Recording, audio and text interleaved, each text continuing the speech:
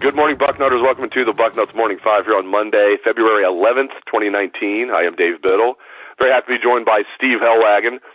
Steve, my man, let's start off the show with some football, and we'll end the show with the big hoops win over Indiana yesterday. But on the gridiron front, we learned Friday afternoon that Justin Fields is eligible right away for the Buckeyes in 2019, presuming he beats out Matthew Baldwin for the job. What do you expect out of Fields this fall, Mr. Helwagen?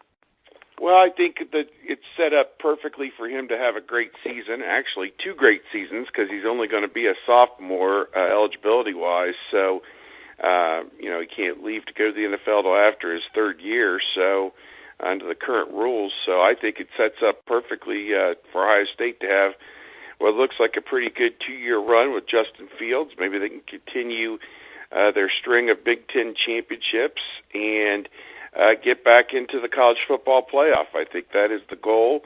Ryan Day is somewhat under the gun to produce the similar or better results, if you will, than his predecessor, Urban Meyer, and getting Fields eligible is a big part of that.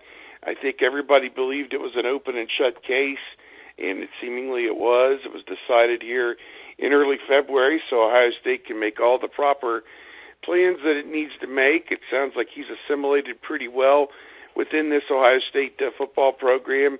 He and Matthew Baldwin will be competing for the starting job in the spring.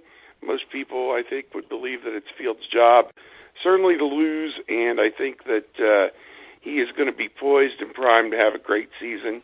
You look at what the guys at Clemson with Lawrence and Tua Tagovailoa at Alabama, those kind of things that guys have done as freshmen and sophomores are just mind-blowing. And I think if you're an Ohio State fan, you've got to be really excited to see if Fields can kind of live up to that same hype. So, there's a lot of anticipation going into this season. What direction is Ryan Day going to take Ohio State football? And my feeling is it's going to be a lot of the same of what we've seen. I mean, you hope that they don't have those losses like Iowa and Purdue going forward, but certainly they're going to be in contention for the Big Ten and a playoff position, it seems, at least for the next couple of years. There's a lot of debate out there, not amongst Ohio State fans. Ohio State fans are just happy he's eligible, period. Forget about it. But especially outside of the program, there's a lot of debate. And not just some people, there's a lot of Ohio State haters out there that just are doing it just because they don't like Ohio State. But I do feel like there are some people that are neutral observers that have a problem with Justin Fields being granted this immediate eligibility because they say nothing against Fields, nothing against Ohio State, but this just opens up too much of a can of worms where a kid can have, in their opinion, a flimsy excuse. I don't think it's really a flimsy excuse, but it's really now free agency in college football. So a lot of people are saying this is just, this is egregious. He should not have been granted immediate eligibility. What do you say to that? Do you see that side of the coin? Like if this was happening at Penn State, if Fields is all of a sudden eligible at Penn State, would people we might be bashing that? People say. Just where do you come down on all of that, Steve? I think I'm okay with what happened here, and not necessarily just because it was Ohio State. Okay, let's backtrack. Shea Patterson gets an immediate eligibility because Ole Miss was hit with sanctions. Now, some people think that Patterson may or may not have been involved in some of the situations that led to them having sanctions. I don't know. I didn't read it all that closely. But I 100% agree with the idea that if a school goes under sanctions, that a kid should be able to go somewhere where he can play in a bowl game and compete for a conference championship and compete for a national championship. So the Shea Patterson thing to me was open and shut. If Ole Miss was going under sanctions, he should have been allowed to go, which he was. We've seen any number of instances where they call hardship, for family reasons or whatever. But that didn't have anything to do with this either. What this was a textbook open and shut case. If you read the statute, a hostile environment, a threatening environment, things that, are done or said against you, it's pretty much black and white. You don't even need to be a lawyer to read that and understand that Fields had an open and shut case. A baseball player at the school uttered a racial epithet that was, I don't know if it was caught on tape. It was, yeah, because it was in the stands of Georgia's game against Tennessee, and this young man's last name was Sasser. I don't know if he's related to former Major League Baseball player Mickey Sasser, but he was kicked off the team. He was kicked out of school, and he was caught on film in the stands yelling the N-word in Fields' direction. Now, Fields didn't hear it. I mean, this is a guy yelling, being drunk in the stands, acting like a jackass. So, it's just for the listeners that didn't realize that's what happened. So, that's why I don't think it was a flimsy excuse, but you do hear a lot of people saying that. So, go ahead, Steve. Yeah, I don't think the use of that word is a flimsy thing, particularly by another student-athlete at the school.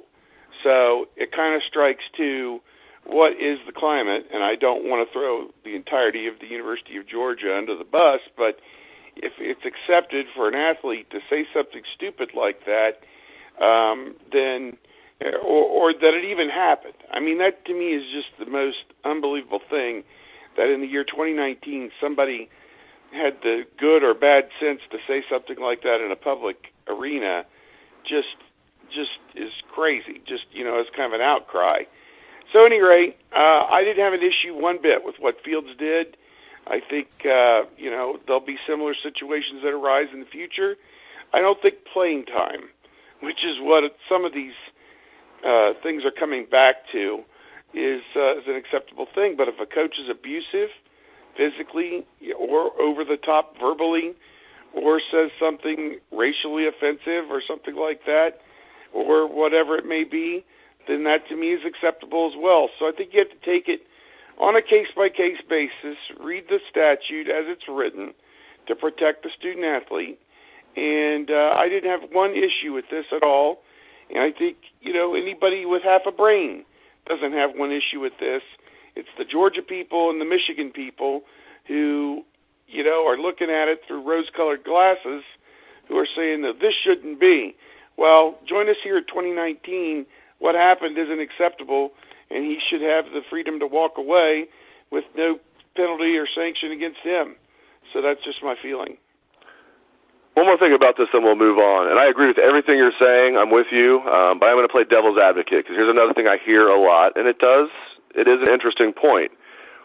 If he is able to leave Georgia and be eligible immediately because he's saying it's a racist environment, we don't know exactly what the appeal was. They're not telling us.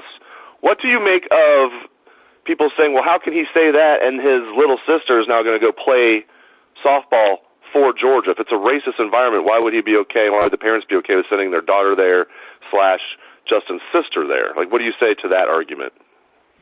Well, I don't think that things stretch across a family that way. So her experience and his experience are two different things. And what she's doing, in some regards, would be considered under the radar as a softball person, although, she will be an athlete on the playing field. It's her comfortability. If she's okay with it, if her parents are okay with it, that's fine. But his experience at the university was tainted, and you can't put that toothpaste back in that bottle. It just doesn't work. You can't put it back in the tube. So, to me, he has an open and shut case, and she's her own independent person. Maybe Georgia has the best softball program in the world. Again, I haven't done a deep dive to know, is she a prize softball prospect? Is it a great program? I assume since they could play year-round, it probably is. But, it is what it is. They're from, I think, Kennesaw, Georgia. So I think that you look at it and you just say it's her home state school. That's where she's dreamed of being. And, Justin was very conciliatory in his address. He the statement they put out on Friday when he was made eligible was very eloquent. And he, basically said he has no ill will or feeling toward the Georgia community or anything like that. It was just an isolated incident that was completely unacceptable and, in my mind, tainted his experience and his enjoyment of his experience at Georgia, which is what it should be all about. Well said. Let's move on. Let's talk one more football talk before we move on to basketball to end the show. We got a chance to meet Ryan Day's new assistant coaches last Wednesday, and I was so impressed. Steve, this is our first time having you on the show since we got a chance to meet those guys. Just what stood out to you? Maybe the guy that impressed you the most. Just anything you want to say about this group of coaches we got a chance to chat with last Wednesday. Maybe Jeff Hafley, the new defensive coordinator. To me, he was very impressive.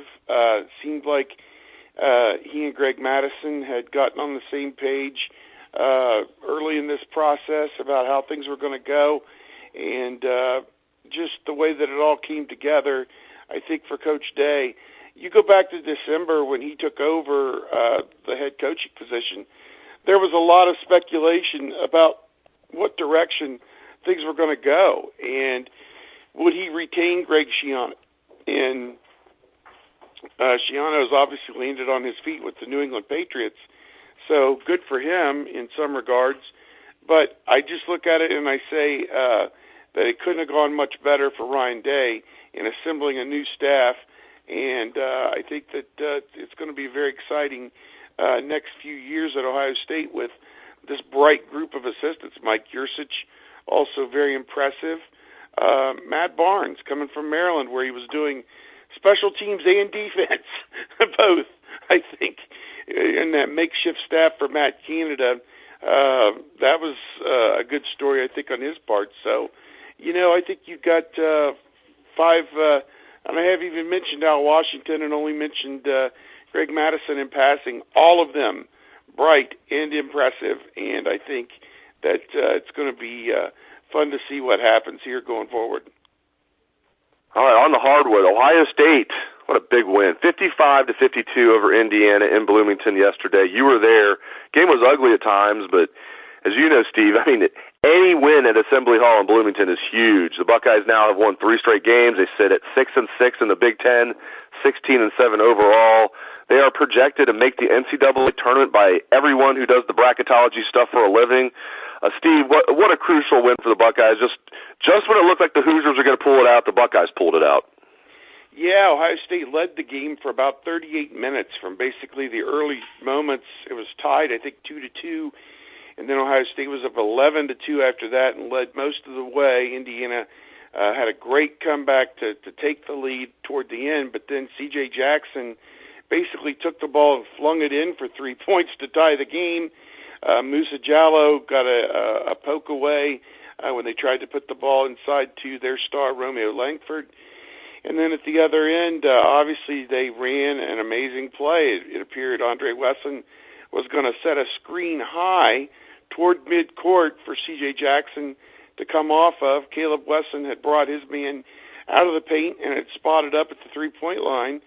So the paint was wide open, and Andre Wesson slipped behind all the defenders, caught the lob and dunked it. And then, of course, Langford came down and missed the shot. Muhammad 1 of 2 at the foul line. Indiana missed one more potential game-tying three-pointer, and the Buckeyes get out of there with the win. Ohio State just 11-33 all-time at Assembly Hall, and just the third time that they've won consecutive games there since the building was built in 1971. So that'll give you an idea of just how rare it was, although this is far from a vintage Indiana team. They've been beset by injuries. He plays a lot of young players like Langford, the freshman. Rob Finnessy is a freshman. I would hate to play that team in about 3 weeks when they get things kind of figured out a little bit more. There's just something intangible that's missing for Indiana right now. I'm not sure exactly what it is, but they were miserable shooting the ball yesterday, and I think some of that has to do with Ohio State's defense. People will point fingers at Ohio State and say, okay, they've won 4 of their last 5, but the teams that they've beaten don't have very good records, and certainly Illinois doesn't have a very good record either. They're coming in Thursday night, and I think that's all true, but I think even against good teams, Ohio State can be competitive because of their length. I mean, you look at Andre Wesson at 6'7". Musa Jallow did an outstanding job defending Langford for the hole. And, I just think that you got a young kid like Luther Muhammad who's coming on. Dwayne Washington will spark a couple threes here and there.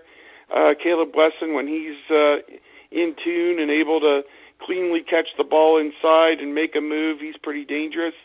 And C.J. Jackson, kind of you live kind of by how he goes up and down. But this is a team that is poised, as you said, to go to the NCAA tournament, and not a vintage Indiana team that they won, but certainly a tough place to play. And I think that they beat Illinois. They can get over 500 in the Big Ten, 7-6 going into the stretch drive.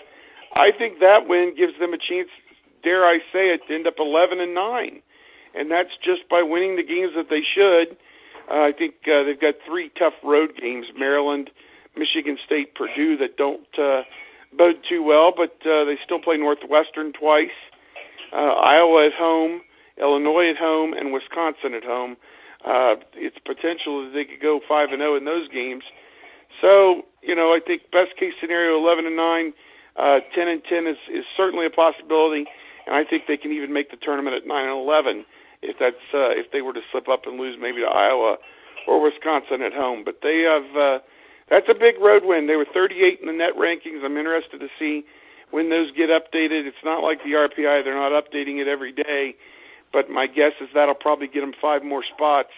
A road win against the top 50 team that'll move them up to probably 33 or so, which is very safe in the field at this point.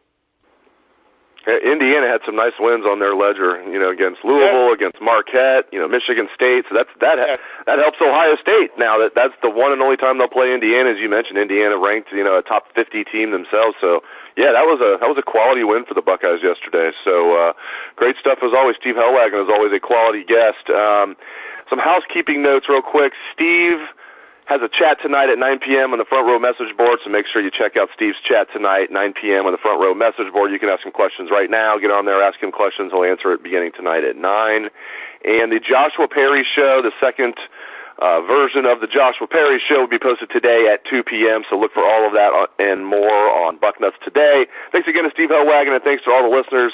Let's hear the Buckeye swag, best damn band in the land.